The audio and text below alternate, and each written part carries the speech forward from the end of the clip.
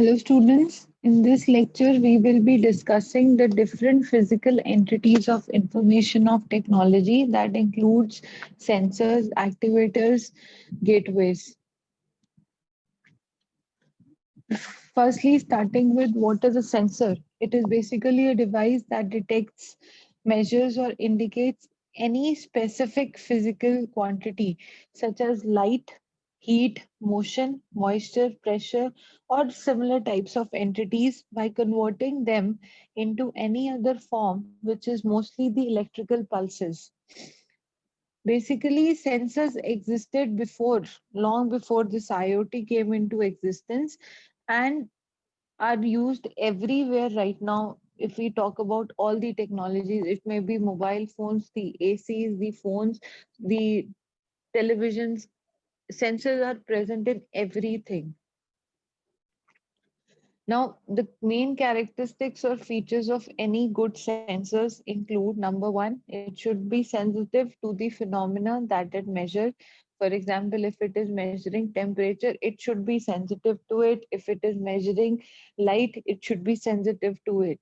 Then it should not be sensitive to the other physical phenomena. For example, if I have a system that will automatically actually on all the showers if there is a fire. So that system should be actually sensitive to not the temperature but to the temperature where there could be a reason that a fire would occur. So whatever sensor we are using, actually it should respond to the only to the processes to which it is designed for.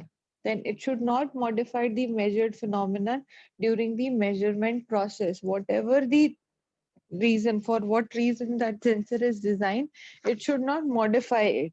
It should exactly give the value for what it is actually designed for. Now there are hundreds of different types of sensors that actually exist, and they can be brought separately or on so-called sensors board, which have been designed to gather these several sensors that are needed in the scope of IoT use case or project. Now there are sensor boards for applications such as smart city air quality monitoring or smart traffic applications.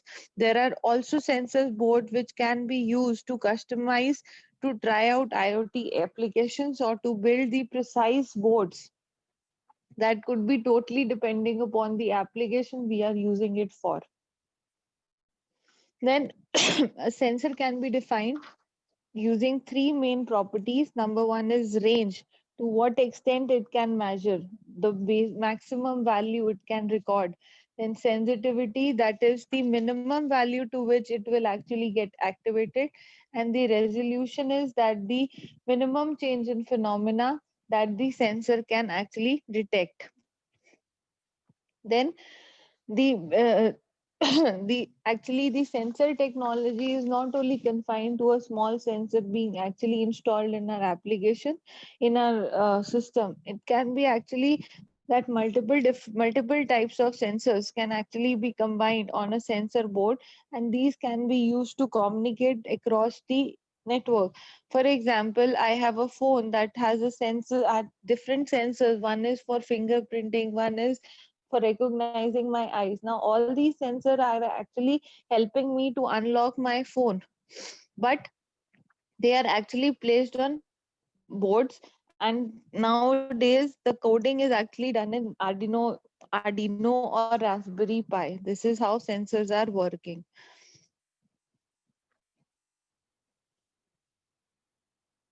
Now, there are different types of sensors that actually occur. Number one is accelerometer, that is actually occurs that is actually placed in case of devices that move. For example, our cars, our bicycles, right? And even the sensor watches, the watches that we use, the wristband we use are also having this sensor because it will sensor the motion and acceleration of the mobile phones or any mobile devices.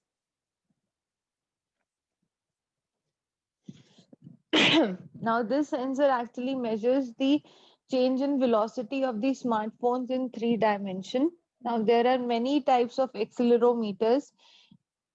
One is the mechanical accelerometer, in which which is tied to the housing with a spring. The mass takes time to move and is left behind as the housing moves. So the force in the spring can be correlated with the acceleration. Then there is a capacitive accelerometer, in which the capacitive plates are used with same setup. With the change in velocity, the mass pushes the capacitive plates together, thus changing the capacitance. Then is a piezoelectric accelerometer, in which is basically used to which when squeeze generates an electric voltage.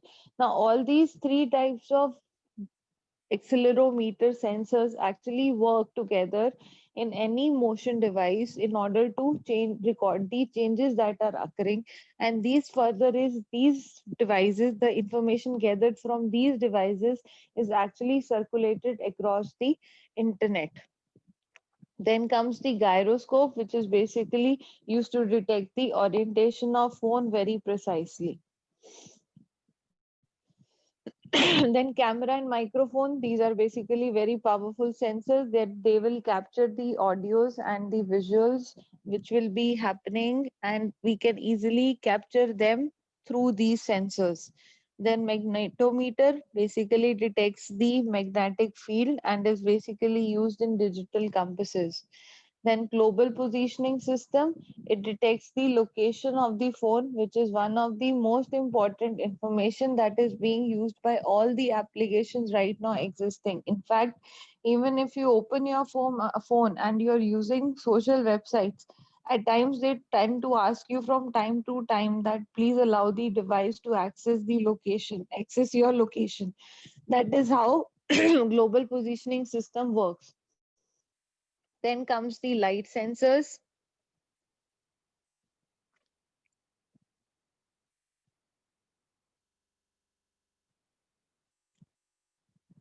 Light sensors are actually used to detect the intensity of the ambient light. It can be used for setting the brightness of the screen or other application in which some action is to be taken depending on the intensity of the light. For example, we have different modes in our phones nowadays, even in the smartphones especially. Like we can set the settings of our screen to automatic, and as soon as the light gets high or light gets low, our mobile gets used, the sensor detects it and sets the entire UI or GUI of our system according to it. In fact, there is a reading mode which helps the user to read properly in case there is not sufficient light. Then comes the proximity sensors.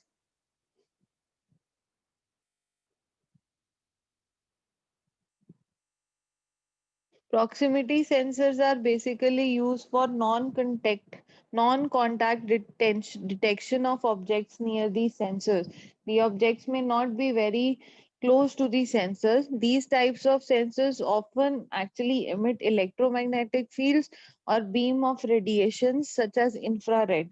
Now, these sensors have one interesting use case, that is in retail. A proximity sensor can detect the motion between a customer and a product in which he or she is interested. The users can be notified on any discounts or special offers of products located near these sensors. They can also be used in the parking lot of the malls, stadiums, and airports to indicate parking availability. They can also be used in assembly lines of chemical, food, and many other types of industry. That is the function of proximity sensor. In nutshell, proximity sensors actually operate in case where there is not actual contact with the object. Then there are medical sensors, which are basically helpful for medical conditions. We have also discussed this while in the presentation that was given about M2M and IoT, that how the sensors are monitoring the heart rate of the patient, and when the heart rate increases, the doctor is intimated about it. Then there is a pill box having different types of sensors, which is actually connected to the smartphones of the patient's family members. And when the patient forgets to take the medicine there and then, that the information is sent to all the family members so that they can actually monitor the patient on very closely. Then there are very variable sensing devices that are available in market. Now they are equipped with medical sensors. For example, nowadays we have smartphones that are that calculate the calories we burnt or the steps we have walked. And in fact, there are certain variables that even calculates your blood pressure or your sugar level from time to time. Then come the neural sensors. Are basically these depend upon the state of the brain and comes under the category of neurofeedback. This is used for basically reading the brain signals E- in the EEG or a brain computer interface.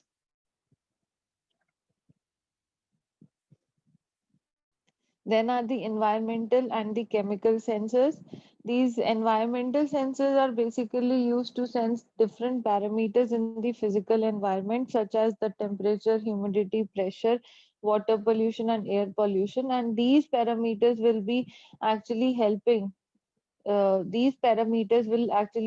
the devices to react accordingly.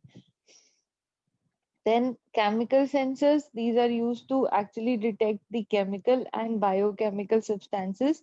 The sensor consists of recognition element and a transducer. Now, what is a transducer? It is basically converts a signal in the form of energy into a signal in another form. Now, in the context of IoT sensors, this simply means that the sensors are able to sense condition in or around the IoT device in which they are present and in and around the physical item to which they are attached. Now, sensor can detect the events or changes in those environment and for the purpose for which they designed and communicate about these events or changes of specific parameters to system and other device which then can use this data for action analysis and so forth. Then comes the radio frequency identification technology. It is basically kind of a tag that carries data which is read by the RFID reader. Now, what does this tag does? It tags transmits the data that is stored in it via radio waves. Now, what is the help of it is? It is of two types. One is active and passive. Active tags have a power source and passive tags do not have a powered source. Now, RFID technology, what is the RFID technology used for? That anything RFID is basically used because it does not require any line of sight of communication between the tag and the reader and can identify itself even from a distance without any human operator.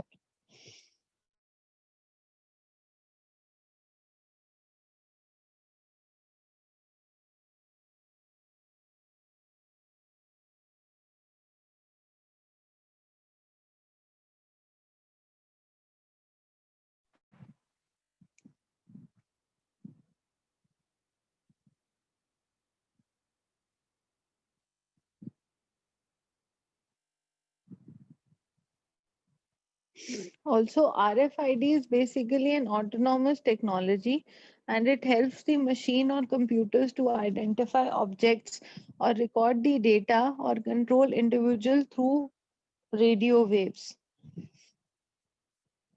In this case, in case of RFID, it is basically includes wireless data captured and transaction processing. And short range and long range are two major application areas where RFID can be used. Track and trace applications are long range or vicinity applications are an example of RFID sensors. Then comes the actuators. Actuators are basically the transducers that happen to be in the that happen to occur in the IoT devices.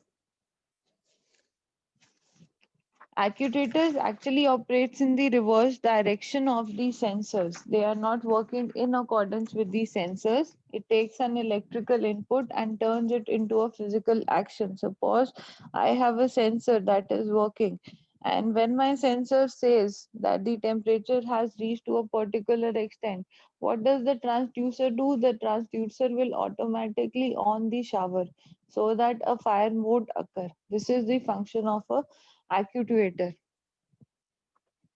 Now, actuator, they gets a signal and sets in motion what is needed to set in motion in order to act upon within an environment.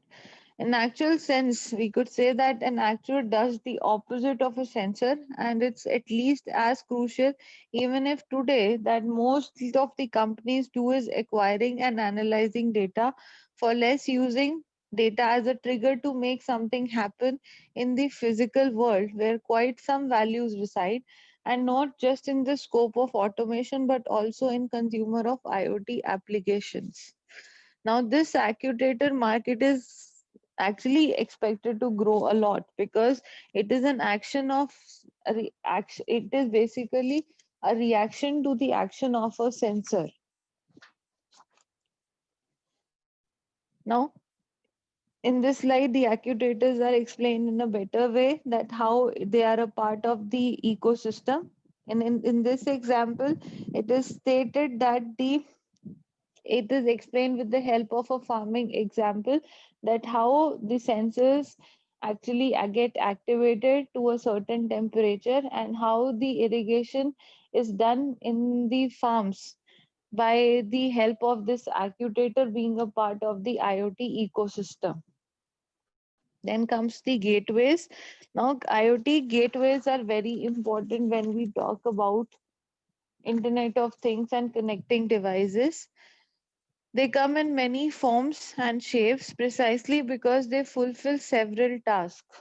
Gateways have different functions and they perform different tasks. However, the usage of IoT gateway is changing compared with early days of IoT, and they play actually a critical role on multiple levels. But as the name suggests, IoT gateways actually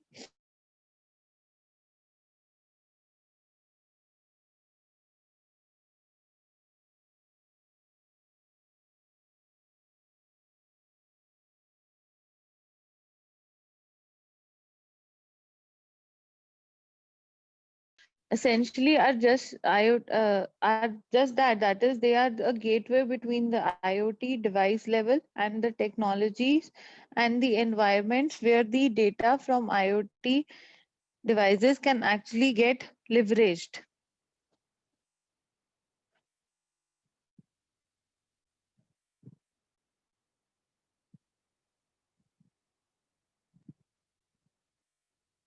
So in nutshell, IoT is gateway is a key element in case of IoT ecosystem. It is actually a bridge that connects different devices.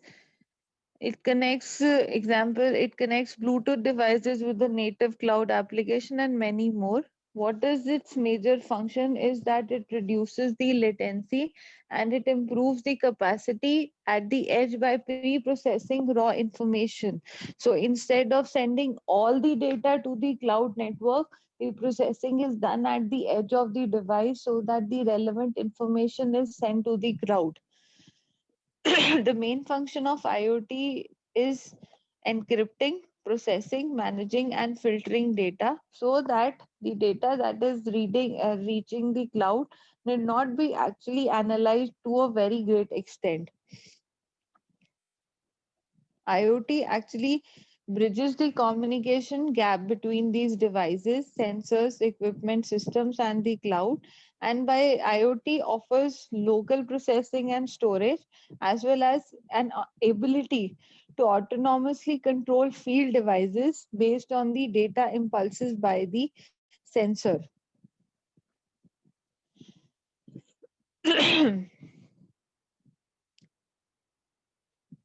Also, IoT gateways actually provide additional security for the network as the data it transport.